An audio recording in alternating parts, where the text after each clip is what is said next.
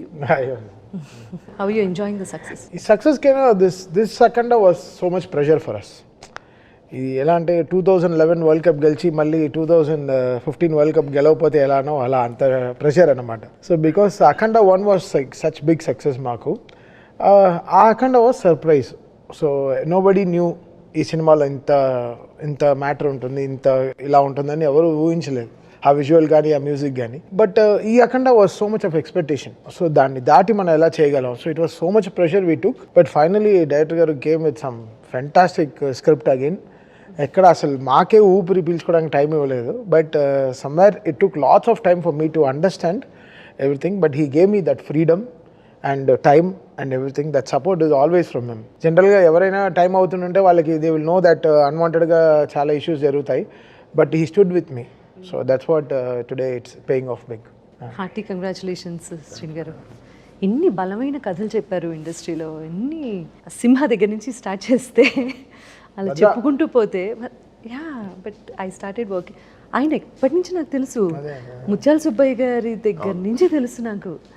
So ఆ శ్రీను గారు ఇవాళ దేశం మొత్తం ధర్మం గురించి మాట్లాడుకుంటున్నారు అంటే దానికి మీరు కారణభూతం అయ్యారు అంటే చాలా గర్వంగా ఉంది. Very very. మీరు సెకండ్ హాఫ్ రాసుకొని ఫస్ట్ హాఫ్ చేశారా?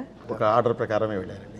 అంటే ఈ బలమైన కథనం ఈ అఖండ 2లో అఖండ తాండవంలో ఉంది కదా. సో ఇది ఊహించి మీరు అఖండ 1 చేశారా? అలా అన్నారా? నేను ఇందులో second half second part first చేసి అసలు first part as it is అనుకున్న తర్వాత ఎప్పుడైతే ఎండ్ అది ఇచ్చానోనండి అక్కడి నుంచి సెకండ్ పార్ట్ కూర్చున్నాను. బట్ ఉంది అప్పటికే ఒక లైన్ ఉంది మైండ్లో, ఎలా వెళ్ళాలి ఏంటి, సెకండ్ పార్ట్ చేస్తే ఎలా చేయాలి, ఎంత హై చేయాలి అనేది ఉందండి. ఆ ఎండ్ ఇచ్చాము. ఎండ్ ఇచ్చిన తర్వాతకి అప్పుడు కూర్చొని జస్ట్ చాలా స్పీడ్గా వచ్చింది. దాన్ని కరెక్ట్గా ఒక ఇది చేసేసి పక్కన పెట్టేసేసి కూర్చొని వేరే సినిమాకి వెళ్ళిపోయాను. యాక్చువల్లీ 160 రోజులు అనుకున్నటువంటి సినిమా 132 రోజుల్లో ఫినిష్ చేశారు అనేది నిజమే. 162 రోజులు షెడ్యూల్ ఇచ్చామండి. 132 రోజులు చేసేసాం. అంటే 7 monthsలో 5 months కంటిన్యూ షూట్లోనే ఉన్నాం. ఇంత వాల్యూమ్ ఉన్నటువంటి సినిమా అన్ని రోజుల్లో ఎలా కంప్లీట్ చేయగలిగారు? అంటే పక్కా స్క్రీన్ ప్లే ఉండాలి. అంటే ముందే స్క్రిప్ట్ మీద కూర్చున్నప్పుడే పర్ఫెక్ట్గా, అంటే ఇలాంటి పెద్ద సినిమా వెళ్ళేటప్పుడు అండి నా ప్రొడ్యూసర్ని నేను కాపాడుకోవాలి. అందుకనే నేను ఒక 3 months పట్టే ప్రీ ప్రొడక్షన్ నేను 4-5 months తీసుకుంటాను. దానివల్ల అసలు వాళ్ళకి ఏం ఇబ్బంది ఉండదు. మహా ఉంటే నా ఆఫీసు, ఫుడ్ ఇది మాత్రమే ఉంటుంది. వన్స్ స్టేజ్ ఎక్కిందా, షూట్ స్టార్ట్ చేసామా, అన్ని బిల్స్ పడిపోతూ ఉంటాయి. అందుకని యాజ్ ఇట్ ఈజ్ అప్పుడు మాత్రం తీసుకుంటాను. కరెక్ట్ షెడ్యూల్ వేస్తామంటే ఒకసారి వేసామంటే 40 days 50 days ఒకే షెడ్యూల్స్ వెళ్ళిపోతాం. పెద్ద షెడ్యూల్ వెళ్తాను నేను. పెద్ద హీరో ఆయన. కొన్ని వందల సినిమాలు చేసి ఈరోజు కూడా ఫస్ట్ డే షూట్కి వచ్చినప్పుడు టైంకి వస్తారు. డబ్బింగ్ అంటే ఫస్ట్ ఆయనే ఉంటారు, నువ్వు జస్ట్ టైం చెప్తే చాలు. Again and again me choice Balayya గారే కదా always. What is a bond? అది ఎంత చెప్పినా తక్కువేనండి. మా సినిమాల ద్వారానే తెలుస్తుంది. అది మీరు చూస్తే తెలిసిపోదండి. ఇక మళ్ళీ ప్రత్యేకంగా చెప్పేది ఏం లేదు. ఒకటేనండి, ఈ సినిమా ఎగ్జాంపుల్ మీరు అడిగిన దానికి. 162 రోజులు షెడ్యూల్ ఇచ్చి, డేట్స్ ఇచ్చి 132 daysలో చేసేసామంటేనే మీరు అర్థం చేసుకోవచ్చు ఆయనకి నాకి మధ్య ఉన్న ఒక ఇదేంటి అనేది. ఆయన ఉన్నాడు కాబట్టి ఆ ధైర్యమే మేము నడిచేది కూడా, లేదంటే అంత స్పీడ్ చేయలేమండి. అండ్ అఘోరా పాత్రలో ఆయన్ని చూస్తే అండి అదిగో. And the best part is మీరు ఏ సీజీ చేసి ఆ ఫేస్ కరెక్షన్స్ అవి ఇవి ఏవి లేకుండా లేదు, యాజ్ ఇట్ ఈజ్ ఆయన ఎలా ఉన్నారో అలాగే ఆయనలో దైవత్వం చూపించడం అనేది చాలా గొప్ప విషయం.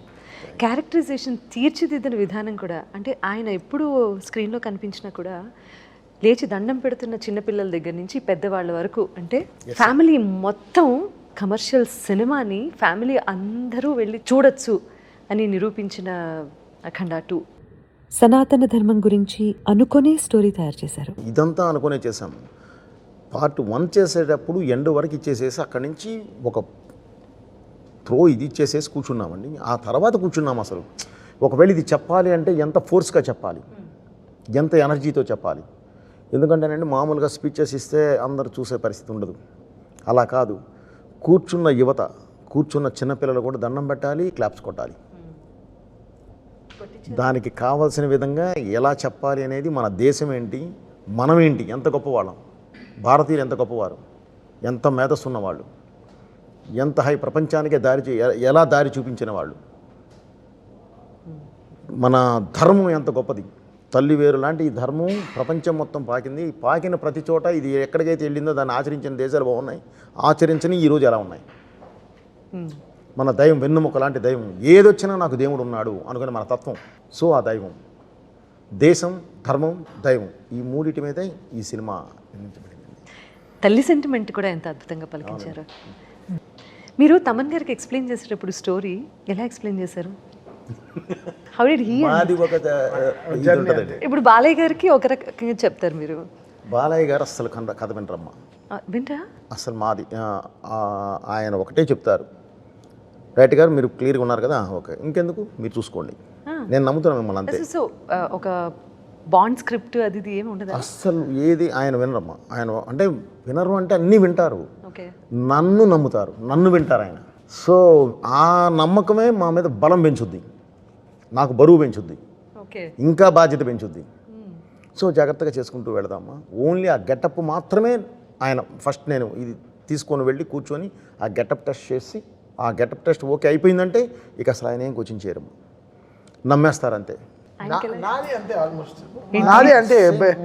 నేను ఇంకా షూటింగ్కి వెళ్ళి ఒక డేట్ చెప్పి వారికి ఒక డేట్ చెప్పాను, బ్రదర్ ఓపెనింగ్ కొబ్బరికాయ కొట్టిన రోజే ఆగస్ట్ 10వ తారీఖు నేను కాపీ ఇస్తున్నాను, డైలాగ్ అండ్ ఎఫెక్ట్స్తో కలిపి ఇచ్చేస్తాను అని చెప్పాను. యాజ్ ఇట్ ఈజ్ 10వ తారీఖు సినిమా. నేను ఆ డేట్ అన్నీ మర్చిపోయాను. సరే వస్తుందిలే అలా అనుకున్నా. కరెక్ట్గా ఆగస్ట్ 10కి మధ్యాహ్నం 4ంటికి ఫోన్ చేసి రేపు మార్నింగ్ 10ంటికి కలుద్దామండి అన్నారు. ఆఫీస్కి వచ్చేయండి.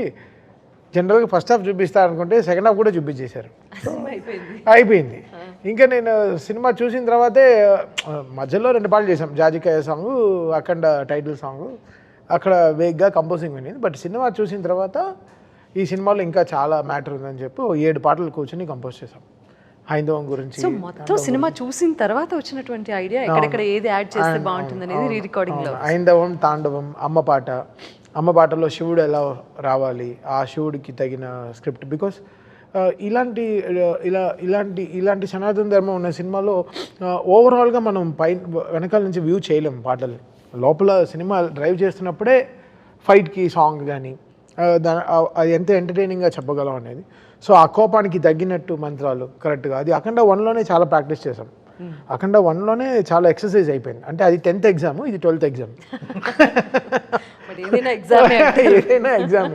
బట్ అఖండ 1 and 2లో నేను మ్యూజిక్లో ఎలివేషన్స్లో కూడా డివినిటీ కనిపించింది. బికాస్ ఆ అఖండలో మీరు చూస్తే ఫస్ట్ హాఫ్ మొత్తం ఈ బాలయ్య రారు, అవును, దీంట్లో ఫస్ట్ రీల్లోనే వచ్చేస్తారు. సో ఫస్ట్లోనే మేము డిజైన్ చేసి చెప్పేయాలి ఇది కదా, ఈయన ఎప్పుడైనా వస్తాడని చెప్పి. సో మళ్ళీ 2, 3, 4 మళ్ళీ కుంభమేళా నుంచి సినిమా రైస్ అవుతుంది. కుంభమేళా ఎపిసోడ్ నుంచి ఇంకా క్లైమాక్స్ దాకా అసలు మమ్మల్ని అసలు పీకల దాకా పెట్టేశారు. ఇంకా అసలు మామూలు ఫీడింగ్ కాదు రోజు. నేను అసలు ఆయన అసలు అంతే మేము ఎంజాయ్ చేస్తాం అంతే. ప్రెషర్ ఉంటుంది, ఆయన కొంచెం సార్ అని కొంచెం కోపంగా మాట్లాడతారు అప్పుడప్పుడు, కొంచెం బలంగా. అంటే సారే కొంచెం వాల్యూమ్ పెరిగి వస్తుంది, ఓ సార్ కోపంగా ఉన్నారు, నేను ఫీల్ అవ్వాలి. ఎందుకంటే చెప్పిన టైంకి జరగదు, అవ్వదు. సో అప్పుడప్పుడు మనకి ఇంకా మొనోపలి అంతే. ఈ సినిమా వచ్చేసరికి సపరేట్ కష్టం, చాలా కష్టం. దీనికి ఒక ఆరాట్ చేయాలి అని అంటే గ్యారంటీ ఒక ఎక్సర్సైజ్ అనేది సపరేట్గా చేయాలి. మామూలు సినిమాలకు చేసినంత ఈజీ కాదు, తపస్సులా చేయాలి. సినిమా తపస్సులా వచ్చి ఎదురుగా కూర్చున్నప్పుడు కంపల్సరీ అదే ఇది చేయాల్సిందే.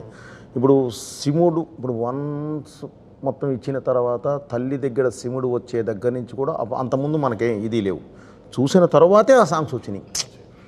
ఆ శివుడు వచ్చాక నిలబడితే ఇప్పుడు నేనేం చేయాలి, ఏదో ఇవ్వాలి కదా. అసలు ఏంటి బాలయ్య అక్కడ బరియలు కొన్ని వస్తుంటే అసలు ఎలా కావాలి, అక్కడ ఆ సింగర్ని పిలిపించి అది చెప్పారు కదా, ప్రొఫెషనల్లో మనకి కొన్ని హైలు వస్తాయి, బట్ అది రియల్ లైఫ్లో చూస్తుంటే ఎలా ఉంటుంది. అది దట్స్ ది డిఫరెన్స్ బిట్వీన్ నార్మల్గా మాట్లాడుకోవటం అనే సినిమా అనే ఒక మాధ్యమం ద్వారా ఈ బలమైనటువంటి స్టోరీ చెప్తే. జస్ట్ లైక్ రాఘవేంద్రరావు గారు అన్నమయ్య సినిమా తీశారు, ఆ తర్వాత శ్రీరామదాసు సినిమా తీసినప్పుడు ఆ తర్వాత అన్నమయ్య పాటలు ఎంత ఫేమస్ అయ్యాయి. ఇది అంటే ఒక సినిమాని హైప్ చేస్తూ నేను మాట్లాడడం గురించి కాదు, నేను ఈరోజు ఒక reel common audience common point of view reel చూసాను. రీల్ ఏంటంటే ఉజ్జయిన్ మహంకాళ్ టెంపుల్లో ఈరోజు అభిషేకానికి మా మ్యూజిక్ వాడుతున్నారు రీల్లో, ప్రాపర్ ఉజ్జయిన్ ఒరిజినల్ ఛానల్లో, గుడి ఛానల్లో. అక్కడ వీ న్యూ హౌ ప్యూర్గా వీ వర్క్డ్ ఆన్ దిస్ అని. సో అంత ఆర్గానిక్గా we put our things to it. అందులో ప్యూరిటీ ఉంది కాబట్టి అంత మాట ఎత్తారండి రాఘవేంద్రరావు గారు, అన్నమయ్యను, భక్తి రామదాస్. ఇది నిజంగా నెక్స్ట్ నుంచి కూడా అండి ఈ తత్వానికి వచ్చేసరికి 100% ఈ సాంగ్స్ పాడుకుంటారు, ఈ సాంగ్స్ వింటారు, ఈ సాంగ్స్ పెడతారు. ఎందుకంటే వాళ్ళు సినిమా పాటలా ఉండదండి, అది దేవాలయానికి వెళ్ళినట్టు ఉంటుంది. ప్రతి పాట ఒక దేవాలయానికి వెళ్ళి కూర్చున్నట్టు ఉంటుంది. అంత ప్లెజెంట్నెస్. అండ్ తాండవ అనే వర్డ్ వాడారు కదా, సో అండ్ ఇంకా మోర్ పర్క్యూసివ్. శివుడు డమరుకాన్ని ఇంకా ఎంత కొత్తగా ప్రజెంట్ చేయగలం, శివుడు తాండవాన్ని ఎలా మనం కొత్తగా ప్రజెంట్ చేయగలం. సో మ్యాక్సిమం అసలు అది ఇంక్లైనప్పుడు క్లైమాక్స్లో ఆ తాండవం అన్నప్పుడు ఇంకా నాకేం తోచలేదు, ఇంకా కీబోర్డ్ తిప్పిపెట్టి అంటే కొడుతున్నాను, తిప్పిపెట్టి ఇలా కింద అలా వాయిస్తున్నాను, ఏం రావట్లేదు. ఎలా కొత్తగా రావాలని నేను, బికాస్ ఎవ్రీ రీల్ ఒక 1 week 10 days పట్టింది ఒక్కొక్క రీల్ అవ్వడానికి, మ్యూజిక్ అవ్వడానికి. కనెక్షన్స్ కానీ రీల్ 1లో టైటిల్ మ్యూజిక్లో ఏం వస్తుందో అదే ట్యూన్ క్లైమాక్స్లో వస్తుంది.